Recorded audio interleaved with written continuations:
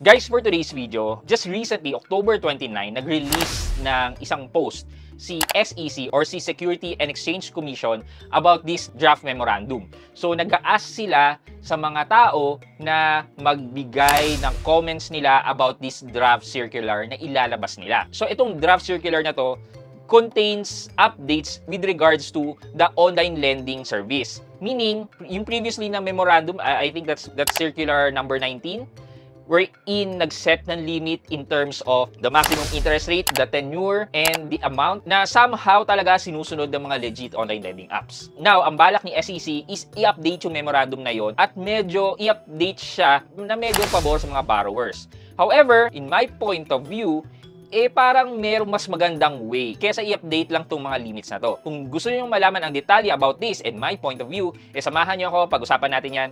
Sit back and let's discuss coming right up.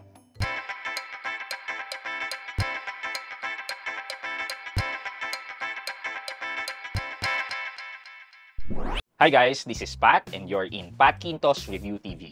So if you're new here in my channel, I do reviews about personal finance na meron na experience or meron na akong knowledge na ginawa ko na yan ng videos and playlists na makikita nyo dito sa taas. At kung bago ka dito sa channel ko, you may want to consider subscribing to my channel. Yeah guys, so basahin natin yung nilabas nilang post about this draft circular na to. Okay, so ito yung sabi niya. Call for comments, draft memorandum circular on the recalibrated ceiling on interest rates and other fees charged by financing companies, lending companies, and their online lending platform.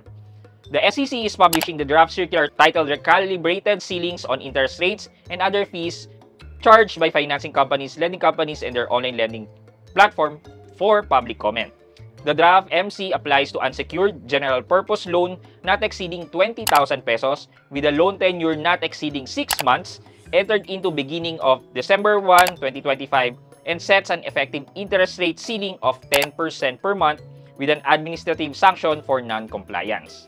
So, ito yung article and kung gusto nyo basahin po yan, click nyo na lang po yung link sa baba or search nyo na lang po sa Google na draft SEC for online lending apps, then makikita nyo naman po. Guys, baka pwede naman kayo mag-subscribe and follow dito sa aking mga social media channel, dito po sa YouTube, Facebook, TikTok, and even Instagram. So, please follow and support me. Okay, so let's tackle first yung una. Sabi po nila, itataas daw po nila yung loan limit na from 10,000 pesos gagawin ng 20,000 pesos. Ibig sabihin lang po nito is that lahat po ng loans na 20,000 and below plus yung tenure po ng loan ay within 6 months, 6 months and below, dapat po ang interest rate lang po na matatanggap ng mga ganyang loan ay 10% per month. Ibig sabihin, yun po yung effective interest rate. Sa kasalukuyan po ngayon, nasa 10,000 pesos lang po siya and then less than 4 months na loan tenure lang po na nagcha-charge po sila na 15% interest per month na effective interest rate. Sino-sino po ba ang mga sumusunod na dito? Based on our review, na-review na po natin si One Hand, si Mabilis Cash, si Tala, si Cashalo. Yeah, pretty much sila po. And I guess pati si Fido. Apart from the buy now pay later apps natin, sila Bilis, Atome, Salmon Credibo, G-Credit, Maya Credit, and Skyro, within 10% pa rin naman po ang charge nilang monthly interest rate. So in this regard po, medyo naghigpit po si SEC.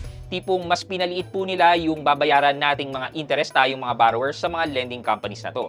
Hindi ko na lang po alam talaga kung gaano maapektuhan itong mga lending companies na to kasi medyo malaki din po yung 5% na binaba na interest coming from 15% to 10%. But as a consumer or as a borrower, we welcome this development. In terms of penalties naman po, pag hindi kayo nakakabayad, meron na rin po siyang cap na 5% per month lang po ang i-charge nilang penalty. And katulad po dati, meron din po 100% na cap lang po sa i-charge po nilang fees. Yung fees na po yan, nandyan na po yung interest, penalty, service charges. So, tipo kunyari, umutang po tayo ng 10,000 pesos, ang maximum na ibabayad lang daw po natin na fees dun sa inutangan natin ay up to 10,000 pesos lang po. While this development is very good for us na borrowers and consumers, well, I think for my point of view, meron silang nakakaligtaan. Nakakaligtaan nila yung loophole na ginawa ng mga fly-by-night na online lending apps. Ano ba tong loophole na to? Yung tipong papahabain nila yung loan tenure. Kahit ngayon nasabihin nila 6 months na, kaya nila pahabain yan ng 1 year or even 2 years to pay. However, ilalagay nila sa first 7 days kaagad yung full payment mo and magkano, ititira nila dun sa susunod. Piso po. Piso, mga ganon. Na anong sense, di ba? Pero yun kasi yung loophole na nakita nila. So, for SEC, sana po ito po yung tinitingnan nyo.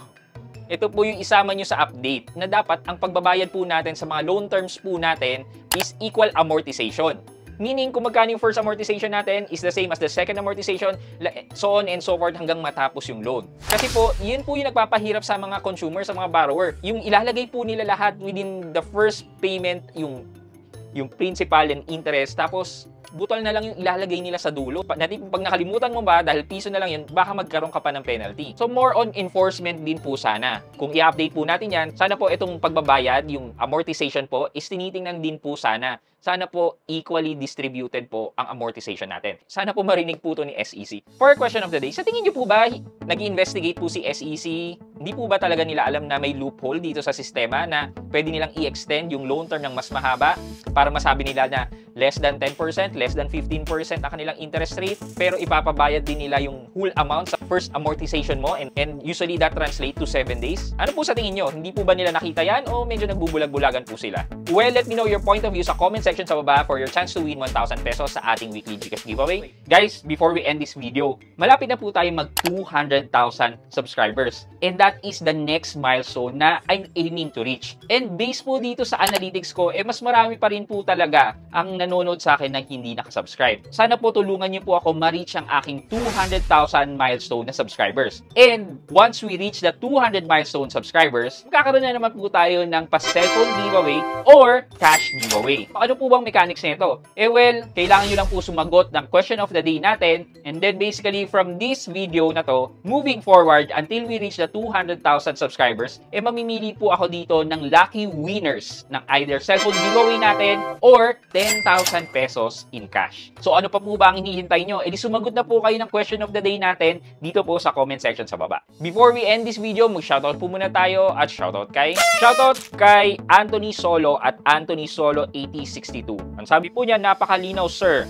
Pa-shoutout naman sir, laking tulong po itong mga ginagawa nyong videos. Ayan. Kay Anthony Solo, shoutout po sa inyo. Thank you so much po for watching and supporting my videos din. Maraming salamat. Sana po nakatulong po talaga sa inyo. I hope you like this video. Leave a thumbs up, and if not, wala nang problema dyan, but continue to support me by subscribing to my channel by clicking the subscribe button and also the bell button sa subscribe para makareceive kayo ng latest notification sa lahat ng upload ko.